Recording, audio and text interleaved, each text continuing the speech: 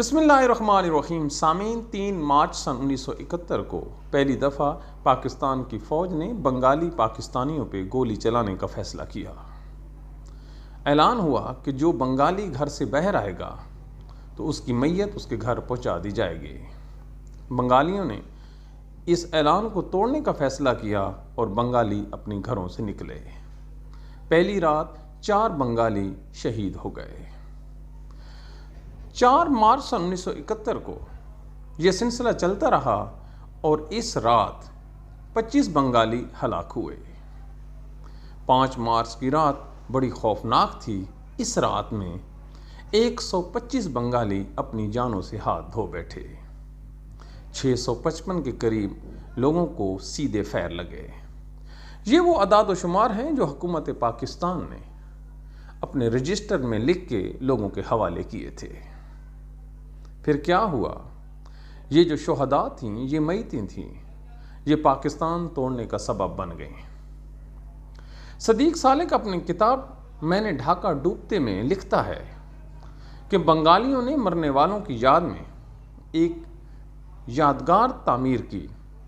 फिर जो भी बंगाली सुबह उठता उस यादगार पे जाता, फातह पढ़ता और अपने आप को उससे अटैच करने के लिए आज़ादी का नारा लगाता।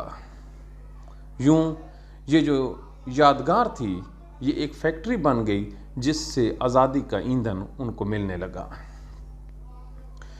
पाकिस्तान की फ़ौज की इस गलती की वजह से फिर पाकिस्तान टूटने तक हालात ना सुधर सके। पाकिस्तान टूट गया तो हमने एक फ़ैसला किया बहैसियत कौम कि कभी भी पाकिस्तान की आर्मी को अपने शहरियों पर इस्तेमाल नहीं किया जाएगा। लेकिन हमारी तारीख़ है कि हमने कभी कुछ सीखा नहीं है। इस्लामाबाद के इलाके में एक मस्जिद थी, लाल मस्जिद। वहाँ पे परवेज़ मुशर्रफ ने आर्मी को झोंका। उसके नतीजे में खुदकुश बमबारों की ऐसी जमात तैयार हुई कि आज तक पाकिस्तान के गली कूचे खुदकुश बमबारों की थड़थड़ाहट से लरज़ रहे हैं। न हमारी इमाम बारगाहें बचीं, मस्जिदें, खानकाहें, बाज़ार या जनाजे कुछ भी ना बचे।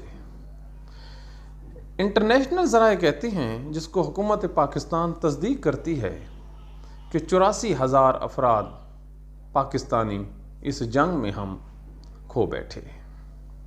अब फिर 26 नवंबर सन 2024 को पीटीआई का एक पुरअमन एहतजाज था और बग़ैर किसी सोच विचार के एक दफ़ा फिर बकौल हामिद मीर के पाकिस्तान की आर्मी को इसमें झोंक दिया गया। लाइट्स ऑफ कर दी गई और फिर अंधाधुंध फायरिंग शुरू कर दी गई। कितने मरे? लोग क्या कहता है, घर वाले कहते हैं कि हमारे इंतहाई 287 इंतहाई जो ईमानदार पाकिस्तानी थे वो इसमें अपनी जान से हाथ धो बैठे।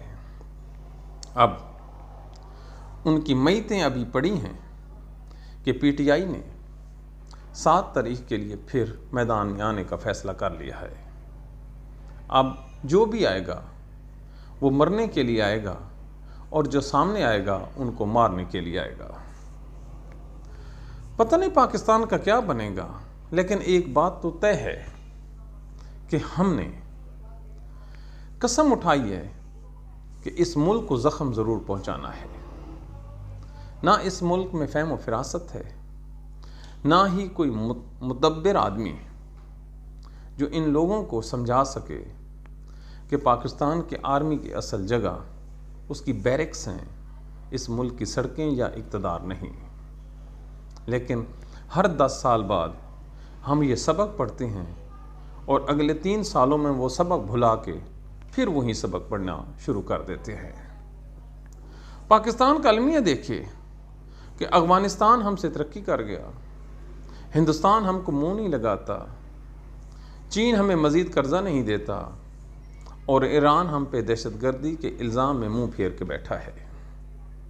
हमारी मिसाल ज़माने जहलियत के उन काफरों जैसी हो गई है कि जिसे कोई शख्स मुंह लगाने को तैयार नहीं होता। ये सब कुछ हमारे आमाल का हिस्सा है और इसकी कीमत ہمیں اپنے خون سے بھی ادا کرنی پڑے گی اور اپنے مال کی قربانی سے بھی۔